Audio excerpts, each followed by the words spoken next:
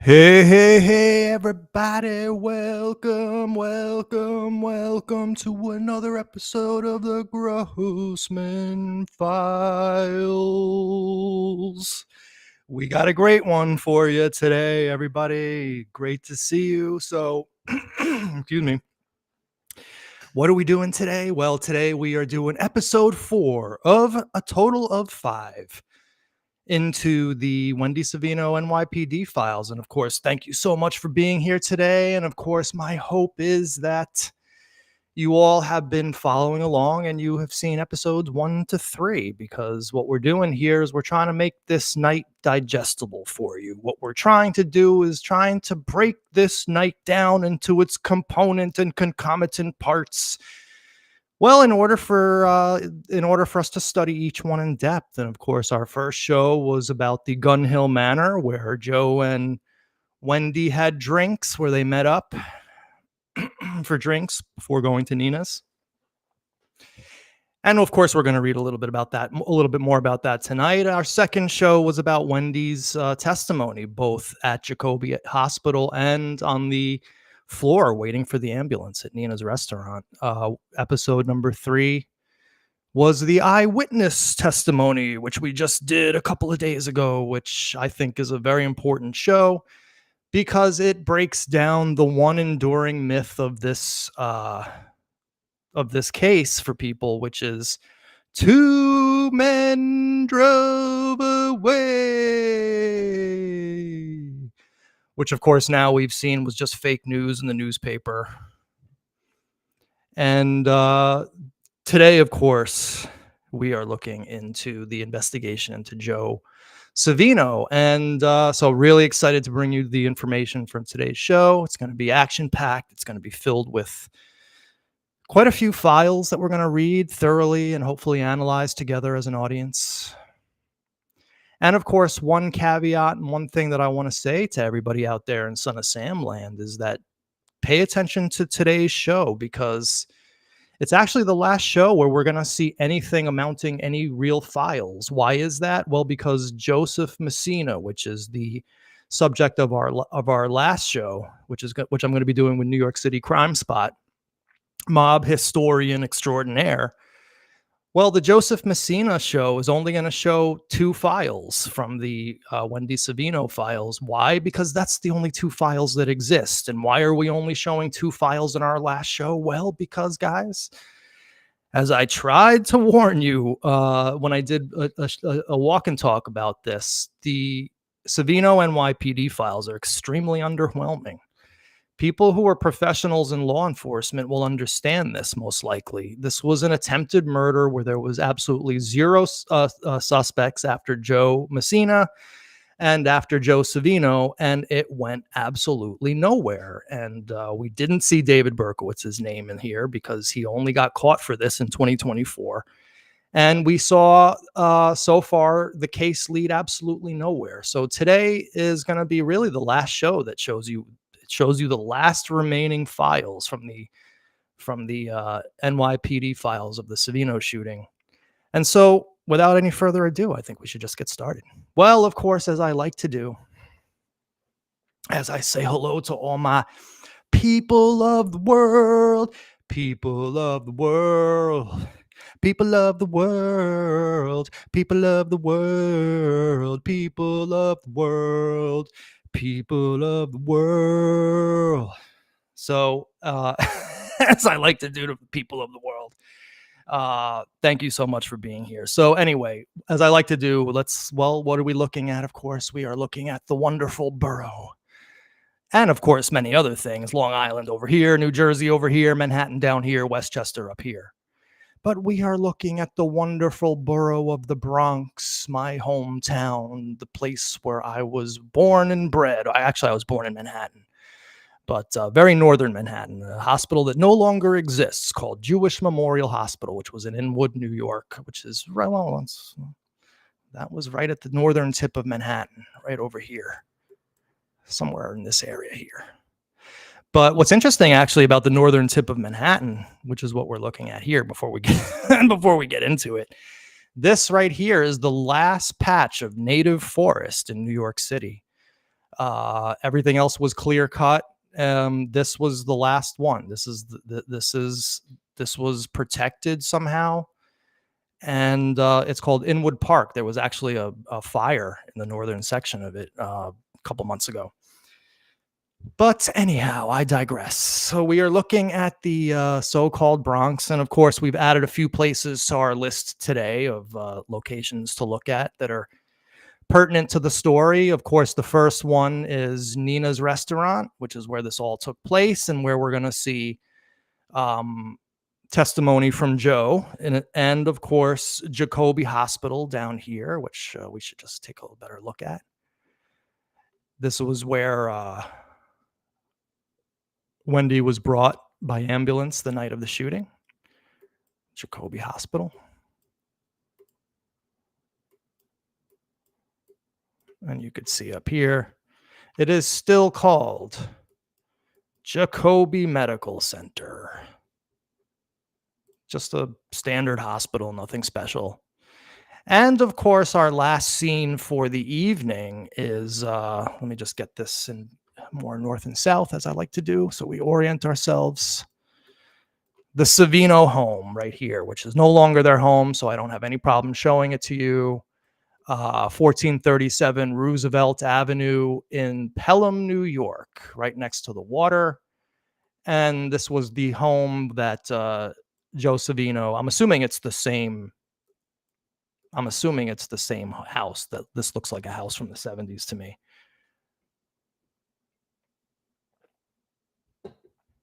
But I really have no clue as to whether this is the same house. But in either case, this is the piece of property where Joe Savino ended up the night his wife was shot, and he was wondering, where is she? What's going on? And then when he gets in there, he gets the call from Joe Greco that his wife has been shot, and he races back to the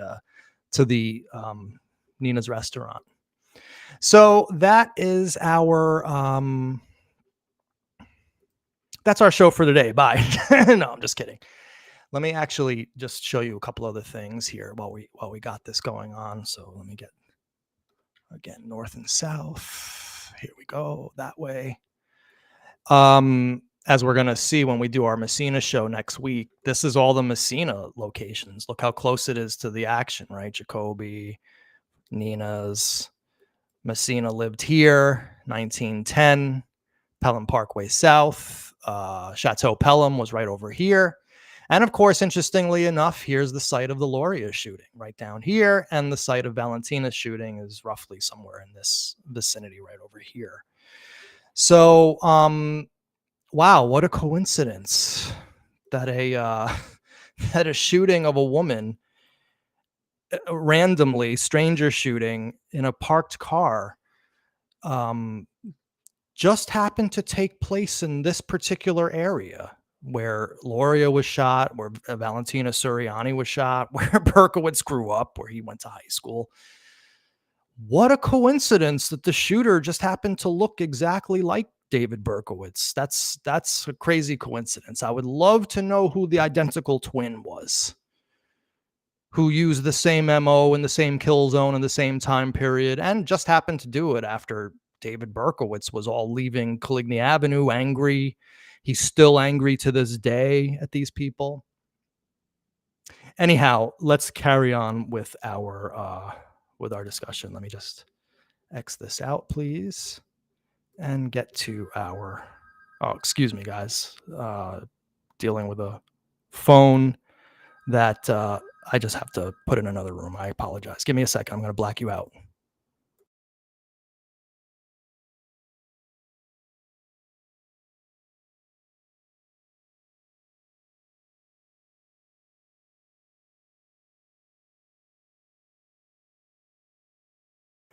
Apologies. I had meant to put the phone in the other room before, but I didn't. So anyway, let's carry on. You guys are being quiet in the chat. Great to see you all out there. Cindy, I appreciate this very nice comment. I could do videos all day on local stuff like that, but I don't know. I just find that nobody would be interested.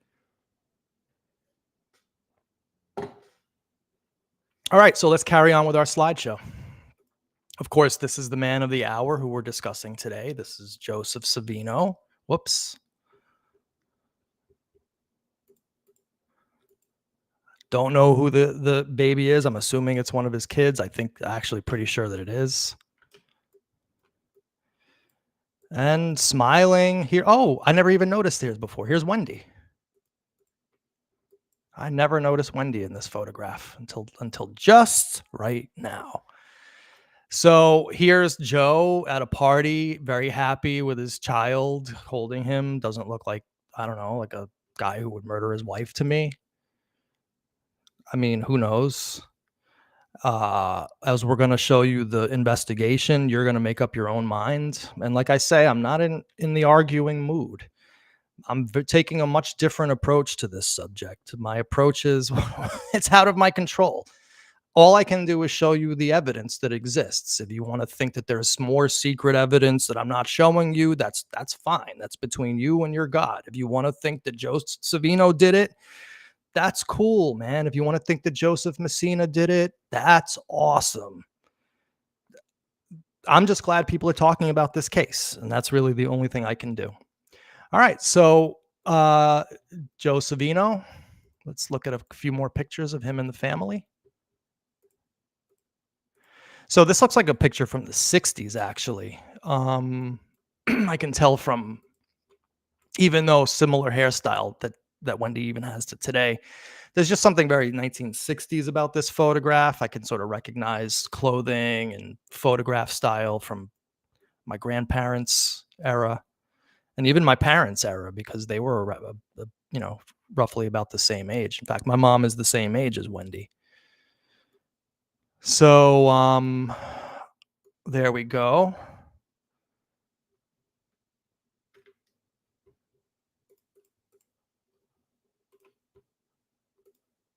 Here's a picture of the family. I'm assuming at the house that we saw. This looks like the same kid he was holding. There's Jay, my good buddy. Really nice guy. You saw him in the video with his mother. Here's Joe. And of course, all right, everybody. All right, I've just changed my mind. I've just completely changed my mind about this entire case. They have a German Shepherd.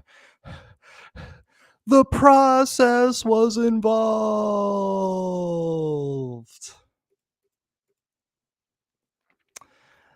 Here's another picture.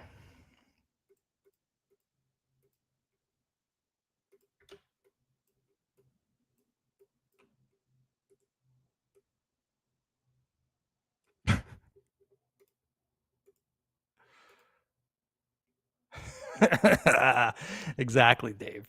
Funny. Whoops. Give me a second here. This, the same thing happened with. Whoops. Here we go. Like I said, I'm still getting used to this system. Conspiracy dog. So I don't know. Looks like a happily married man. Seems like a sound mind and body. I mean, his family doesn't look like they're in fear of him or that they're abused in any way. Wendy looks very happy, and of course, remember she stayed married to Joe until he died in 2000. I don't know, 7. I think, I'm not quite sure when he died, and they loved each other. They were still very devoted to each other. So take that as you will. All right, so let's get into the meat of the matter. Now, the first thing I want you to understand, I've mentioned this before. Hold on one second.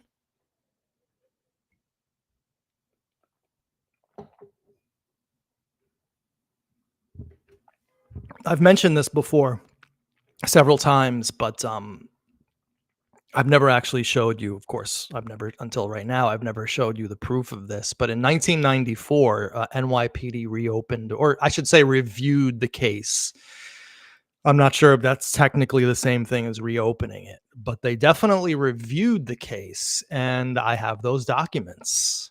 So, just so we are on the same page here, these two are the same thing. This one on the left here is the same exact document as this one on the right. It's the same, physically the same piece of paper.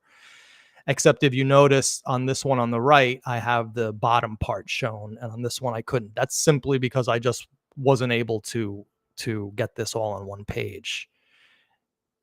I got it as 2 pages. Okay, just so we can see the whole thing thoroughly. So let's take a look more about what this has to say. So this took place, of course, on 1/11/94. Complaint follow-up, and I don't know why they're calling it a homicide because it was an attempted murder. But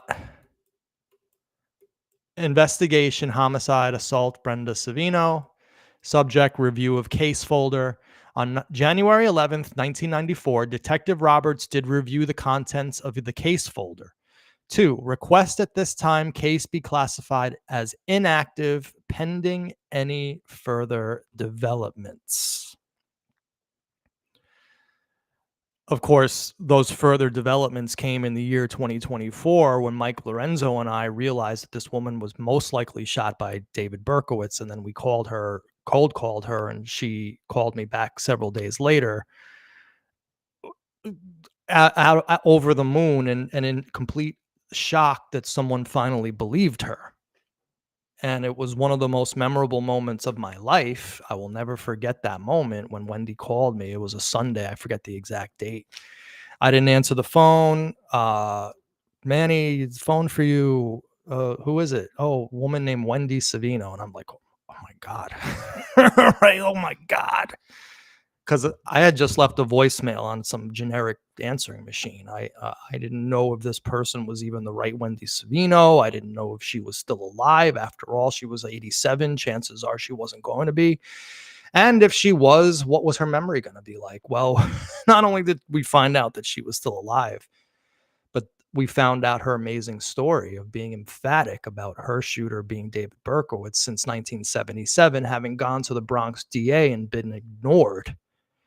And of course, that's where I think the true story of the true story of this case, other than David Berkowitz being the perpetrator, the true story of this case lies in that relationship between Marola, the Bronx Democratic bigwig district attorney and former police officer, and Joseph Savino, bigwig former police officer, head of the Bronx Republican Party.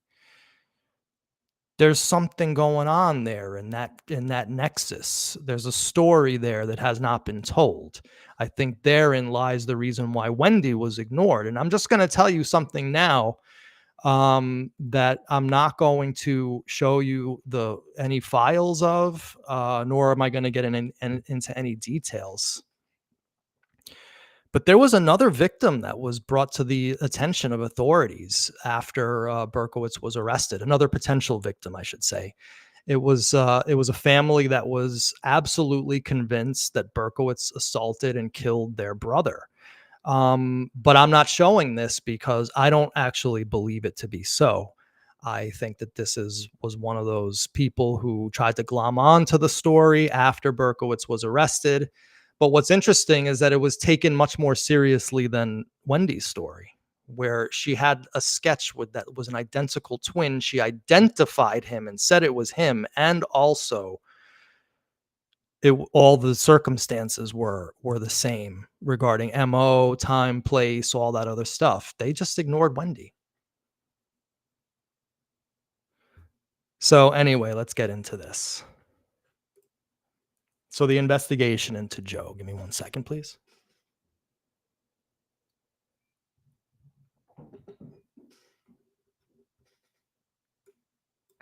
All right. So as I like to do, we're going to take this investigation into Joe Savino and the questioning of Joe Savino and all of these DD5s.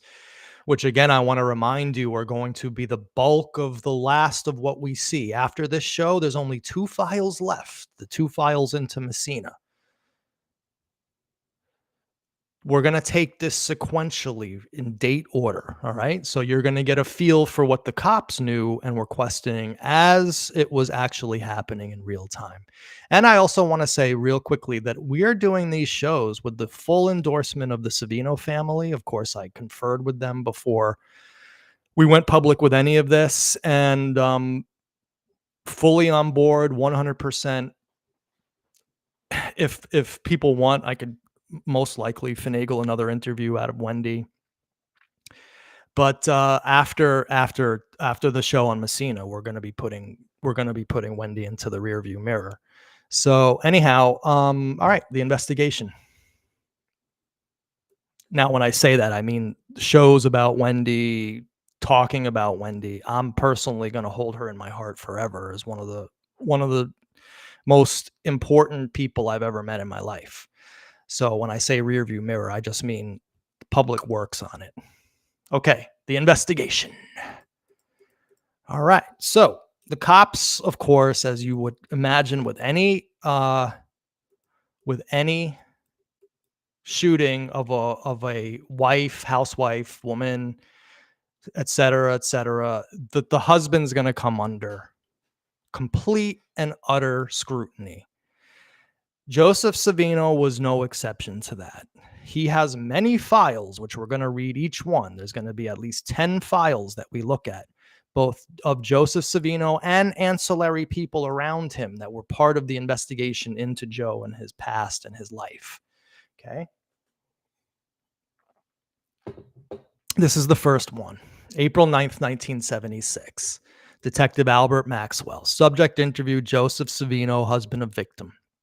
On this date, the undersigned and Detective Joseph Brundage drove Joseph Savino to Jacoby Hospital to see his wife, Brenda. Mr. Savino was interviewed during the ride and at the hospital and stated the following. Prior to going to Nino's for dinner, he was at the Gun Hill Manor with a friend named Chris Hagedorn, publisher of the Bronx News, and he, Savino, writes a column for. They had several drinks when his wife Brenda arrived at about 8:30, mentioning that the babysitter was late. Mr. Hagedorn had another drink and left to keep another appointment.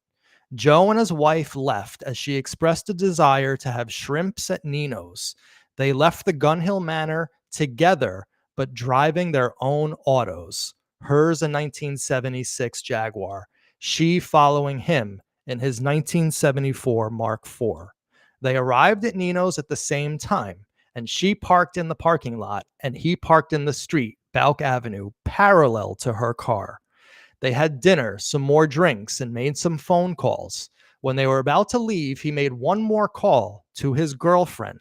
His wife was in conversation with a female and her husband who was sitting nearby. See DD5 number 5. Now that was Joseph Ciccarelli.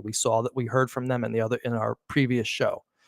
They left the restaurant together, and his wife got into her car. He got into his and drove away, making the light and going north on Boston Road. He further stated that he waited around the corner for a few seconds for his wife. When she did not appear, he assumed she missed the light and he went on home, paid the babysitter, and called his phone service. Then he got a call from Nino, who told him to come back, that his wife had been shot. Case active.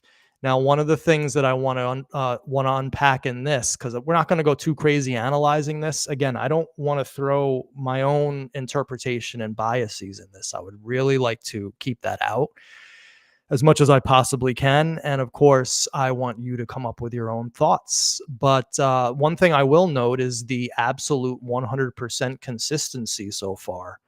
Drinks, Gun Hill Manor, leaving the Gun Hill Manor, seeing Chris Hagedorn, all this stuff was panned out. It was investigated. They spoke to Hagedorn, as we saw in the first show. And his story was so far we're seeing a lot of consistency between stories of these files that I'm showing you, and most importantly, consistency in what Wendy told us in 2024, 50 years after the fact.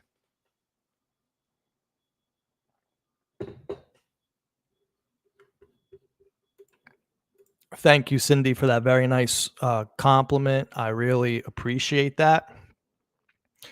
I try my best to treat these shows as I used to treat my New York Botanical Garden classes, in a very thorough manner, explaining everything in a way that people can hopefully understand and relate to, and being 100,000% focused on accuracy, the truth, honesty, full and unhampered 100% disclosure, and all that good stuff.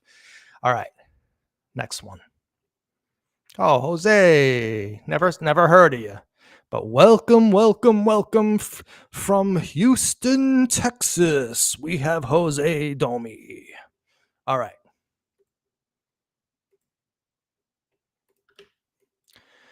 4:10 the next day. Detective Daniel D. Bender. Now, remember, one thing to keep in mind is that it's possible that just because this report was done on the 10th, it could have been him speaking on the 9th, right? So I'm put these files in date order, but it doesn't necessarily mean that they're going sequentially. I just want to put that into your head, okay? But date order is the best that I can do. Victim, Brenda Savino, method gun interview, Joseph Savino. So on this date, okay, so it was 4:10 at 0040 hours. So this is 12:40. This is actually probably the first one now that I think about it, because this is a report at Nina's restaurant. Joseph Savino returned to Nina's restaurant. He was met by the owner, Joe Greco, and all the waitresses, who explained to him what had happened and gave Joe Brenda's pocketbook, which contained all her jewelry, which had been removed prior to her going to the hospital. After several minutes, while Joe had a drink and discussed the case, he was separated from them and briefly interviewed by the assigned. He appeared slightly dazed, very low-keyed, and a little incoherent. He stated that he took his wife to Nina's for her last meal of Nina's cooking because she was due to go to England and visit her family on Saturday. He was vague as to times. He said they left the restaurant together, not sure of the time, and they walked back to the parking lot. She waved and got into her car. I waved and got into my car and drove off. I just made the light on the corner, Boston Road and Bouck, made a right turn, slowed and stopped, and waited a couple of minutes. I figured she got caught at the light, so I drove on home. He made a reference to her new car, stating, "It's a brand new car. She always wanted a Jag. She babied it." When asked to explain the reason for the two cars, he stated that she met him at the Gun Hill Manor for a drink, and she liked the shrimps at Nina's, so we drove there for dinner. He made no mention of having made or received any phone calls, and the subject was not broached. He said he parked on the street where he always parks. When asked why he did not put his auto in the parking lot, at this point he became a little belligerent and asked, "What the hell am I doing here? I should be at the hospital." Detectives Maxwell and Brundwidge then took Savino to Jacobi Hospital. Now, the only thing that I'll really say about this, other than noting the absolute consistency still of the story, he had drinks at Gun Hill. This was the first. Now, remember, this was the first interview with him. He just was sitting there. His wife had just been shot. She was at the hospital. This guy was in absolute shock. So if you're saying, "Oh, he didn't remember times and he didn't mention phone calls," well, just got to put yourself in this guy's shoes. His wife had just been shot. He didn't know whether she was alive or dead. So, I mean, you probably would be in a state too. And then I will note, because this I feel is important to clue you in on. Remember, we looked at all these files with NYPD. Me and Lorenzo studied these one afternoon sequentially, just like I showed you, where we looked and read every sentence with detectives, and we analyzed and discussed this case before they made the decision to go speak to Berkowitz about it. We were in the room for hours with them. It was actually one of the most intense experiences of my life. I would love to do it all again. In fact, I missed my calling. I wish I had become a police officer. So when this came up, right? Lorenzo, and he'll back me up on this when he sees me. He goes, "This is what makes me feel that Joe is innocent right here. The fact that he became belligerent and asked, 'What the hell am I doing here?'" He said, in his experience as a first grade detective, this was not the action of a guilty person.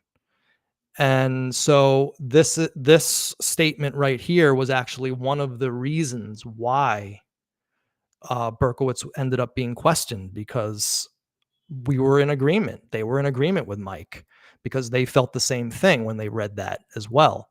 I didn't know shit from Shinola. In fact, in fact, one of the funniest times from that entire day was my naivete. We're reading the file about the girlfriend, and we'll get into the girlfriend issue a little later. We're going to hear from her. We're going to hear her testimony. We're going to hear Joe talk all about it. Or I should say, read it. But I remember, I I'm reading that, and the room is quiet, and I go, "Poor Wendy," and I really felt for her, right? And I turn around, and and Lorenzo was looking at me like I'm the most baby, naive. He gave me a look I'll never forget. And I started laughing, actually, because of course I don't get offended at these things. I found it hilarious, but he must have seen this as a detective. I mean, he was not in shock at any of this, and he didn't have that same reaction that I had. But anyway, that's what one of the things that makes our partnership so great, and so productive and fruitful. The partnership of Lorenzo and Grossman produced Savino. All right. So here's so this is I'm sorry, this was the last one we just saw. So let's go to the next one right here. All right. So 41076, felonious assault. Victim, Brenda Savino, method gun, interview of Joseph Savino. On this date, the undersigned, in the company of Detective O'Connor, interviewed Mr. Joseph Savino at Jacoby Hospital. In response to a question and answer, Mr. Savino related the following. I was drinking with Chris Hegedorn, the owner of Co-op City News. Wendy, Brenda, came in at about 8:30 or 8:45. She should have been there at 8 p.m., Gun Hill Manor. We had another drink, finished same, and went to Nina's, each in their own car. Joe parked in the street adjacent to Wendy's in the parking lot, facing west on Balk Avenue. After dinner, we left. She waved and got into her car. I pulled out, turned at the corner of Boston Road, and went north, waited a few seconds, then went on up Boston Road. Subject was questioned at this time relative to phone calls and stated, I received 2 or 3 phone calls. One call I think came from my service. I'll remember them after a while when I get it together. At the restaurant, I bought Wilma and Louie a drink and bought another party a drink, but don't remember who. Before leaving, I made a phone call to Rosalind Shearney's married name is Vallejo. I might have called her a few times in my service. This is the girlfriend right here. He's freely admitting it right from the start that he made this phone call. Didn't have to be elicited out of him, forced out of him. He was very forthcoming with detectives right from the start. Questioned, babysitter. Subject stated that the usual one is Jane Chambers, but last night it was Jackie, last name unknown. She is a kid from Pelham, about 17 or 18 years old. Subject stated that he is 5 minutes from Nina's restaurant, and babysitter gave me message, call Nino. Question relative to earlier in the day. Subject states, Wendy was home. She got the babysitter. Wendy is a housewife. No business connections. Where did you meet Wendy? Moulin Rouge in Brussels in 1961. When she came here, she worked at Laurentano's booking parties. She just became a citizen 6 months ago. We got married 9 years ago, 267. My first wife is Doris Rittenor. I see her almost every day. She works for Thruway, runs Aldo's office. I haven't had any problems with Wendy. We were in Acapulco, 214, for 10 or 12 days. I haven't had any trouble with my first wife either. Question, are you in business with Calandra, Senator? Answer, no, he is just my tenant. My partner in the insurance business is Ralph Savino. Ralph Joseph Sr., Dominic, and Joseph Jr. own the building, 1334 East Gun Hill Road. Corporation name is Savino Enterprises. My partner in Wakefield Detective Agency is Francis Banks. Also have offices in California, Capital Brokerage, and Capital Real Estate on Ventura Boulevard, Los Angeles. End of interview. Case active. All right, so I don't think that there's much else to talk about in that one. Let's go to the next one.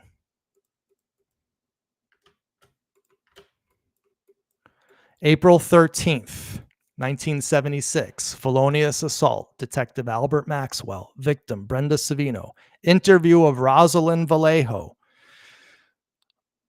This was the woman that Joe Savino called from the restaurant. On this date, the undersigned in the company of Lieutenant Del Signor and ADA Slovis conducted an interview of Rosalind Vallejo, female, white, 42, date of birth 6/15/34, at her residence 1828 Narragansett Avenue, a private house. Mr. Vallejo and Mrs. Vallejo interviewed and stated that she is employed by Gregory Peck, attorney at law, located at 369 East 149th Street, as a legal secretary, and that she has known Joseph Savino for the past 7 years, first meeting him in 1969 while attending a party in a bar for one of her girlfriends. She went out on dates with him several times as her marriage was on the rocks at the time. They would go out on Friday nights and one other night during the week, time permitting. Questioned about the night of April 9th, 1976, Mrs. Vallejo related that Joe called her at about 9 or 9:30 p.m. and that she knew he was calling from Nina's restaurant because he had talked to her earlier in the day and informed her that he was taking his wife out to dinner because she, Brenda, was going to England the next day. They made small talk, and Joe made a date to take her out on Saturday, April 10th, 1976.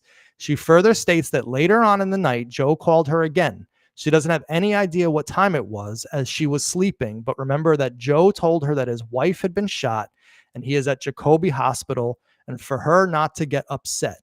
She said that she had met Joe's wife on one or other occasion, meaning that this woman met Wendy Savino at some point. Questioned further, Miss Vallejo stated that she is not aware of enemies that Joe may have and that she doesn't know anything about his business, but some of his business associates. What she knows about the shooting is only what she read in the newspapers. Interview ended at 3:10 p.m. All right, so let's go to the next one. I don't know why I put this one here. This is April 10th. My apologies. This was an error. This should have been one of the first ones I shown you. But be that as it may, April 10th, 1976, felonious assault record check.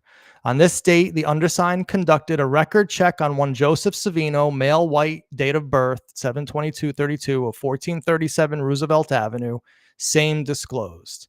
Joseph Savino, 716215 on 6/21/68, arrested in the 44th precinct by Bronx County DA office for perjury. So I don't know what that was about. Obviously, he had been arrested for perjury or whatever, which of course then people can use to say he's lying in this case. If you want to think that, that's cool. Like I say, I'm not in the arguing mood. I'm in the mood to show you everything that detectives with 100 years of experience between them used to determine that they were going to go question David Berkowitz. They saw this and it didn't affect them in any way, shape, or form. Because perjury is a lot different than premeditated assassinating your wife.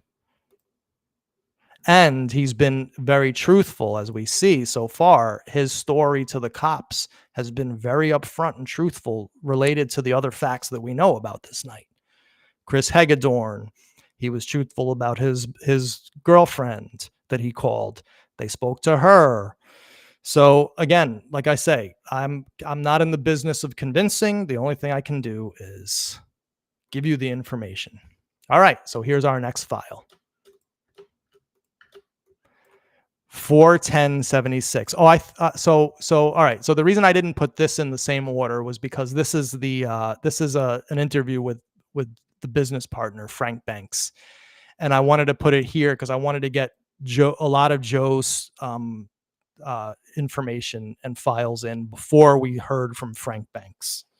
Okay, so that's why I did this out of order. Interview of Frank Banks.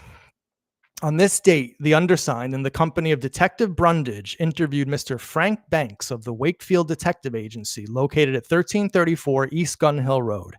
Mr. Banks and Joseph Savino are partners in this venture. As a result of a phone call, Mr. Banks appeared at the 9th Homicide Zone office and stated that he and Joe Savino have been partners in the detective agency since 1968. And that he and Joe are also friends, and that he had known Brenda since she first arrived in this country, 1963. When questioned relative to any possible motive for the shooting of Brenda, Mr. Banks stated that he could not think of any reason. He then asked if Joe had made any phone calls prior to Joe's departure from Nina's. When told that he did, he made no comment. This was later explained. Banks was told by Richard Niclario on the morning of 4/9/76 that Joe had called him. Mr. Banks stated that he could not think of anything that would aid in this investigation at the present, but would make inquiries on his own and report back to the assigned if he heard anything. Okay, so again, no smoking gun evidence here that Joe was guilty of assassinating his wife. So here's the next, let me just see how many more we have. Not too much more. So here's the next set of files here. 4/11/76. Interview of Joseph Savino. At this date, the undersigned in the company of Assistant District Attorney Slovis interviewed Joseph Savino at the 47th PIU office.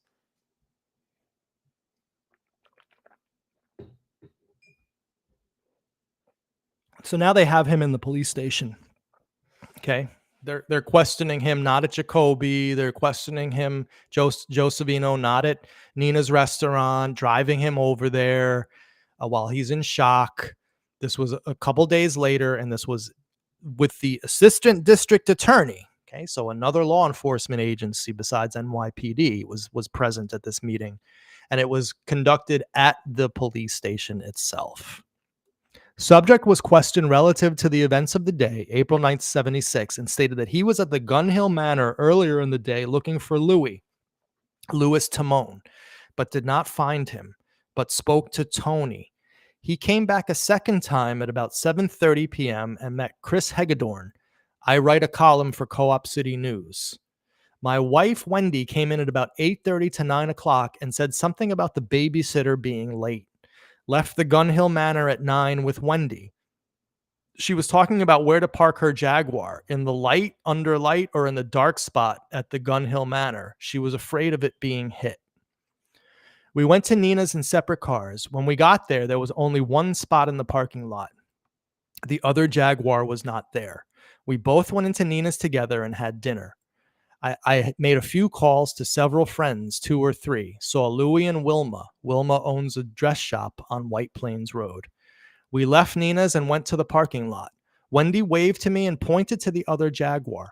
I pulled out, made the light, and went home. It's about 5 minutes to Pella Manor. The babysitter told I had 2 messages, one from call service and one from Joe Nino. That's Joe Greco, okay, the owner of Nina's restaurant. I paid the babysitter, Jackie. She left. She had her own car and left.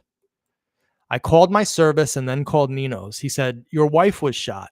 I called Stanley Ketchum and my secretary, Kareem, and my mother and father. As I was leaving, Kareem was coming up the driveway. Questioned about his phone calls, subject stated the last call he made from Nina's was to a Richard Niclario, but he did not remember calling him, but that Frank Banks had called him, Savino, this morning and informed him that he, Frank, was playing golf with Richie Niclario this AM, and he told him that I had called him Friday night from Nina's restaurant. Subject further states that he had called his girlfriend Rosalind at about 9 p.m. from Nina's to make a date for the next night, 4/10/76. Questioned further about the call to Niclario, subject was vague and stated that he did not remember what he talked about, only that he called him at his residence and it was about 10 or 10:30 p.m. on 4/9/76.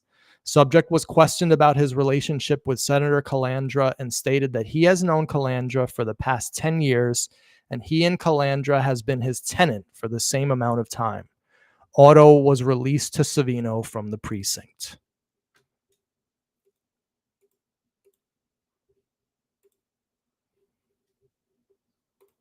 So this is an inquiry into the guns. 4/12/76, background investigation, re-pistol license. On this date, the undersigned contacted Sergeant Dwyer of the Pistol License Bureau relative to licenses issued to Joseph Savino and Wakefield Detective Agency. The following information was obtained. Joseph Savino has carry permit, expiration 12/76, for a Smith Wesson 38 caliber revolver. Francis Banks, partner of Joseph Savino, has a carry permit for 3 revolvers, 1 Smith & Wesson 32 Detective Special, 2 Colt caliber revolve Detective Special, 3 a Colt 38 caliber Detective Special. And I know that people are going to look at that 32 and say, that's the gun that was used. Well, if you want to think that, that's fine.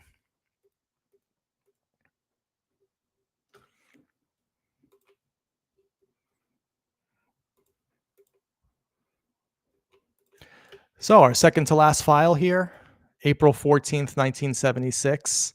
Now, I just want to state that we heard that he spoke to this Richard Niclario, and we heard that Frank Banks has a 32. I'm just gonna give you the disclosure here because it's the truth. There's no interview with Niclario. The cops didn't speak to him, and there's no ballistics check on the 32 that Frank Banks owns. Okay, we're just putting that out there.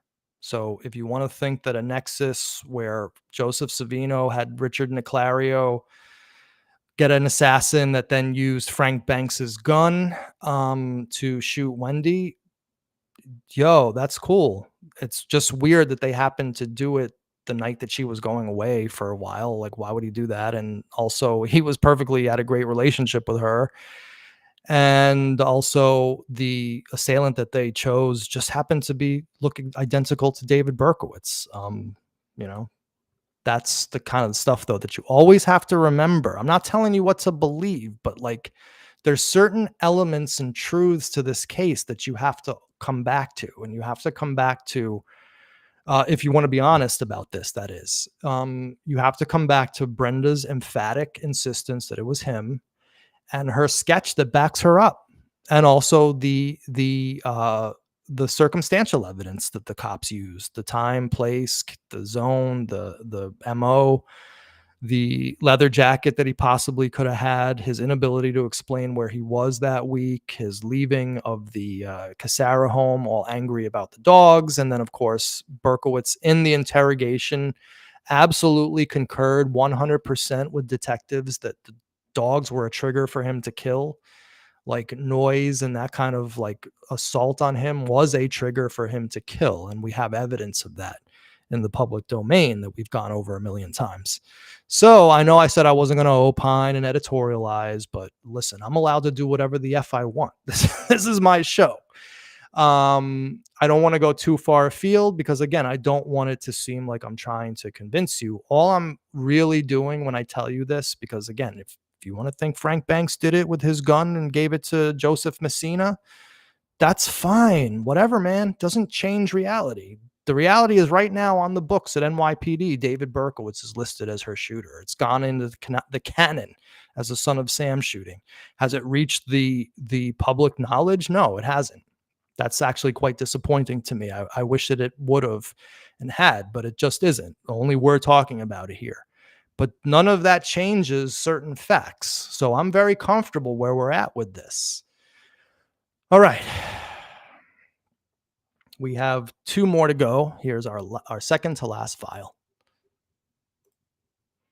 So this took place for April 14th, 1976. Interview with Joe Savino at Jacoby. So they're not leaving this guy alone, right? They're on this guy. At 1500 hours, this date, the undersigned and Detective Bender, Brundage, and O'Connor, three detectives, were at Jacoby Hospital to interview Mrs. Savino. When Joseph Savino appeared, Joe stated that his wife was in poor condition and wasn't feeling too good, and that he is trying to get private doctors to work on her. He also stated that some cops were asking his wife about phone calls, making it look as if he had something to do with the shooting, and that he has hired John Breslin as his attorney. At this point, detectives left Joe Savino, telling him he would talk to his wife later when she is feeling better. So here he is again, getting pissed off that the cops are trying to bring him into this. He's angry, and he's telling them, look, I'm hiring a lawyer, which is what anybody would do who has any sort of law enforcement experience like Joe Savino had. It doesn't make you guilty or suspect. It makes you smart. He knew that the cops were trying to pin this on him with no evidence, of course, but it doesn't matter. The cops were trying to pin this on him. They were there talking to Wendy without him present, which is their right, of course, as well. But he rightly got wiggy at that and said, hey, man, talk to the lawyer. That's what anybody would do who's normal. And here is our last file, 4/16/76.